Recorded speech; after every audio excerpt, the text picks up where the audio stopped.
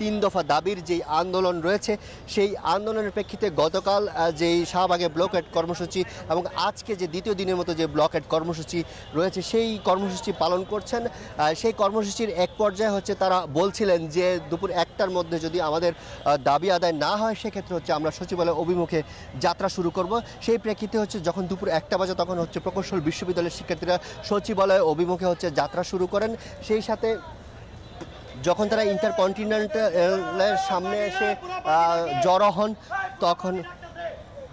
তখন হচ্ছে পুলিশের অবস্থান আমরা দেখেছি যে করা হয় যাতে কোনোভাবেই শিক্ষার্থীরা যাতে সচিবালয়ের দিকে প্রবেশ করতে না পারেন। সেই সাথে পাশেই যেহেতু প্রধান উপদেষ্টার বাসভবন রয়েছে কোনো ধরনের অপ্রীতিকর ঘটনা যাতে না ঘটে এবং যাতে কেউ উদ্দেশ্যপ্রণোদিতভাবে যাতে এই আন্দোলনকে পুঁজি করে কোনো ধরনের অপ্রীতিকর ঘটনা না ঘটায় সেই লক্ষ্যে কিন্তু পুলিশ চেষ্টা চালিয়ে যাচ্ছে। আমরা দেখেছি যে পুলিশের পক্ষ থেকে শিক্ষার্থীদের ছত্রভঙ্গ করে দেওয়া হয়েছে।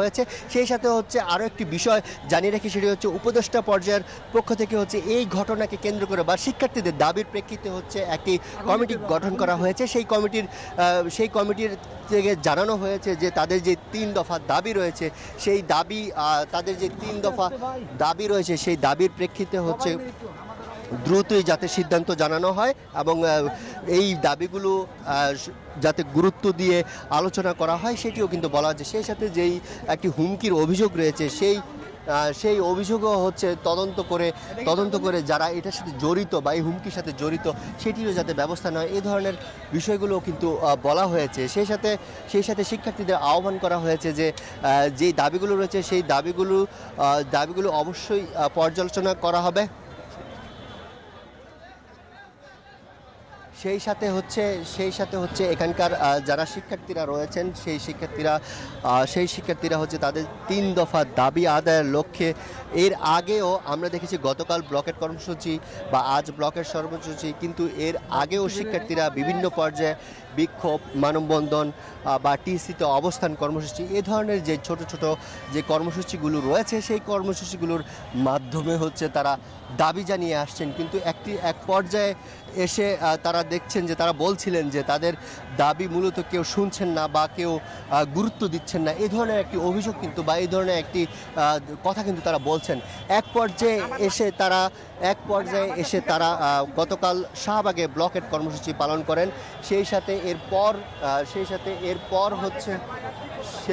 এরপর হচ্ছে আজ হচ্ছে তারা ব্লকেট কর্মসূচি পালন করেন। আর দুপুরে 1টার দিকে হচ্ছে তারা সচিবালয়ের অভিমুখে যাত্রা শুরু করলে পুলিশের বাধার মুখে পড়েন। এরপরে উভয় পক্ষের মধ্যে একটি উত্তপ্ত পরিবেশ তৈরি হয়। সেই পরিবেশের মধ্যে হচ্ছে পুলিশ শিক্ষার্থীদের ছত্রভঙ্গ করার লক্ষ্যে হচ্ছে বিভিন্ন সাউন্ড গ্রেনেড, টিয়ারশেল এগুলো ব্যবহার করেন।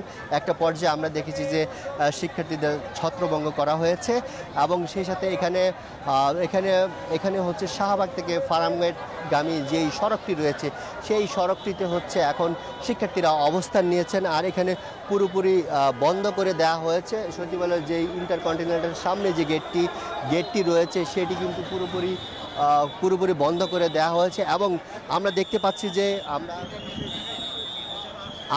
পাচ্ছি যে পুলিশের সংখ্যা আরও বাড়ানো হচ্ছে। সেই সাথে হচ্ছে এখন পর্যন্ত প্রায় কয়েকশো পুলিশ সদস্যের চেষ্টায় হচ্ছে যেই আন্দোলনকারীরা রয়েছেন তাদেরকে ছত্রভঙ্গ করার চেষ্টা চালিয়ে যাচ্ছে পুলিশ। আর শিক্ষার্থীদের উদ্দেশ্যে কর্তৃপক্ষ বা সরকারের পক্ষ থেকে একটি বিষয় বলা হয়েছে, সেটি হচ্ছে এই ঘটনাকে কেন্দ্র করে একটি কমিটি গঠন করা হয়েছে যাতে তাদের যে দাবিগুলো রয়েছে, যে 3টি দাবি রয়েছে এবং আরও একটি দাবি রয়েছে, সেই দাবিগুলোর প্রেক্ষিতে হচ্ছে তার যাতে দ্রুত ব্যবস্থা গ্রহণ করা হয় এবং এই দাবির প্রেক্ষিতে হচ্ছে দ্রুত একটি সিদ্ধান্ত জানানো হয়। সেই সাথে শিক্ষার্থীদের আহ্বান করা হয়েছে যাতে তারা যেন শিক্ষা প্রতিষ্ঠানে ফিরে যান এমনটা আহ্বান করা। আপনারা দেখছেন যে আবার ধীরে ধীরে কিন্তু শিক্ষার্থীরা জড়ো হচ্ছেন ইন্টারকন্টিনেন্টালের সামনে দিয়ে, কিন্তু ধীরে ধীরে সামনে এগিয়ে আসছেন শিক্ষার্থীরা। আর এতক্ষণ ধরে আমরা প্রায় 1 ঘন্টা 20 মিনিটের মতো হচ্ছে এই হাওয়া পাল্টা দেওয়ার ঘটনা ঘটে। আর সেই সাথে